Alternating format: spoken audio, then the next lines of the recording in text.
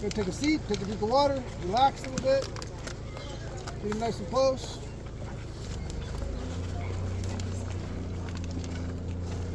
All right, so what was that last seminar? What did you guys learn? Knives and gun cleaning. You guys are knives and gun cleaning your last one? Cool. Did you learn something new there? Yes, sir. Yeah. Good. Hope you guys learned something new here as well too. All right. All right. So my name is Travis, and I love nature. I love going out. Does anyone not have a water bottle? Well, you got one, right? Everyone has one? Good. I have my own. That's good. As long as you got one, keep the water in, keep drinking it. All right. My name is Travis, and I love nature. So I love nature so much that I actually went to college to study wildlife resources. So I love animals. I love nature.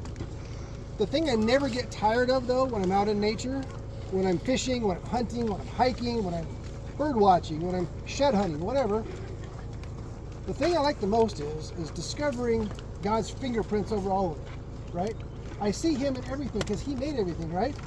That's what it says in this. You know what this is? Bible. Yeah, it's a Bible, right? Good, it is. It's a Bible. And it's important to know that in the beginning, God created, right? God created this stuff. When as I was going through college and I'm taking all my classes, biology, zoology, ichthyology. Who knows what ichthyology is? What is it? Like the study of fish. Nice, you got it. Study of fish. Very good. Most people don't know that one. Yeah, study all kinds of stuff, right? As I studied that, I realized all these systems and all these organisms far too complicated to be by chance, right? It just doesn't even make sense. Logically, it doesn't even make sense to look at how complicated all this stuff is and to think that there isn't a God. So that's one of the reasons I believe there is a God, because I've studied science, like at the college level, right?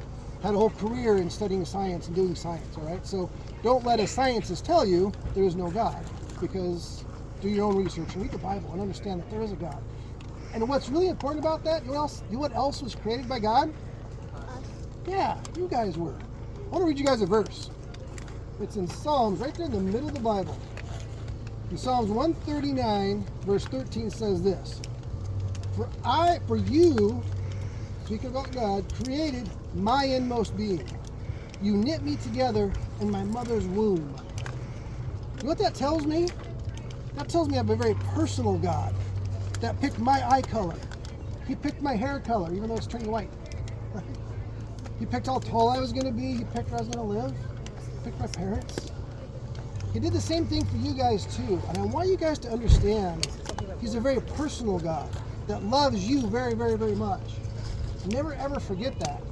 And the way we learn about that is doing what? Reading His love story that He wrote for you. You guys realize that this is actually a love story? He loved you so much that He sent His Son to die and make a way for you to come and be with Him. He paid that price for you guys, right? He paid that price for me. And I needed that price for sure, definitely. So understanding all those things, I want to go over and be really clear on what we're going to accomplish today, right? For how many of you is this your first time at Scooters? Half maybe, all right? So let me ask you this question. Are we going to make you guys survival experts today? Yes. No, we're not. We're not going to make you experts today, all right? Could we do that? Do you become an expert in one day at anything? No, it takes some practice, doesn't it? So today, we're just going to introduce you to what has worked for us. Like I said, I've been out doing stuff my whole life. All these guys have been doing this their whole lives, right? So we're going to introduce you to what has worked for us, some tools that we use, right? Now here's the important part for you guys. Here's your homework, right? Sorry, there's homework. No. You have to go practice some of this stuff. You got to go practice making a fire. You got to go practice building a shelter, right? Doesn't sound too rough, does it? Kind of fun. Yeah, it really is. But here's the important thing. If you're going to practice making a fire, please get your parents' help, right? I don't want you to burn the house down. That's kind of an important thing, right? But we're going to do that in a little bit. What question? It's Saturday, not Monday. Whenever your folks have time, right? I know they're busy people too. I've got kids of my own. They're all grown up now. But yes, us parents can be a little busy sometimes. Whenever it works. Practice, practice, practice, right? That's really important. Now, I want to go over something we call the rule of threes, all right? How long do you think you can live without food? 3 days. I know, teenage boys, 3 days probably, but probably about 3 weeks, right? We can go with food for quite a while without food. So is food a major priority if you get lost in the woods? Probably not the first thing you need to worry about, right? So how long can you go without water? Yeah, maybe about 3 days. I mean, there's going to be some variation, right? A really hot day, the desert stuff. One day might be all you have, right? In a rainforest, you might go a little longer. So we put in the middle, 3 days, right?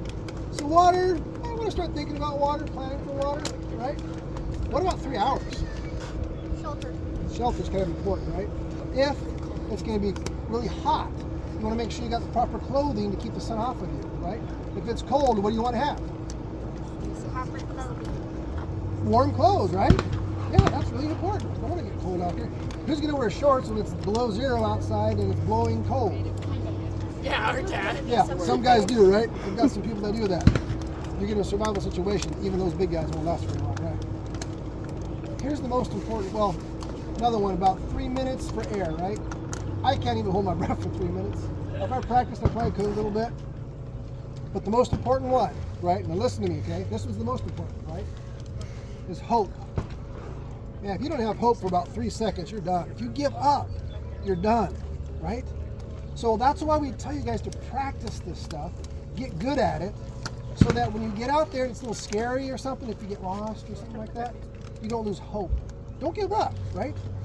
We'll give you some ideas to get started and to be secure at that, but keep practicing that.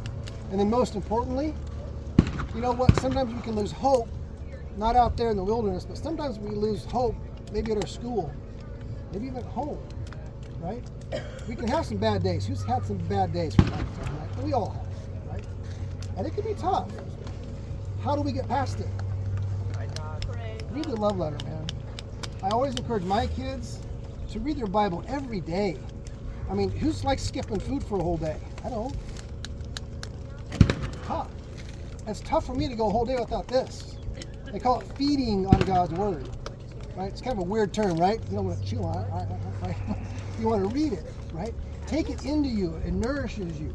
It nourishes your spirit and your soul. So read it every day, and then talk to God like a friend, because He is your friend. He knit you together in your mother's womb. He loves you so much. He wants to talk to you guys. So talk to Him and listen to Him, all right? All right, any questions about that, come see me any other time, right? With that, we're going to turn it over to our water crew, and they're going to tell you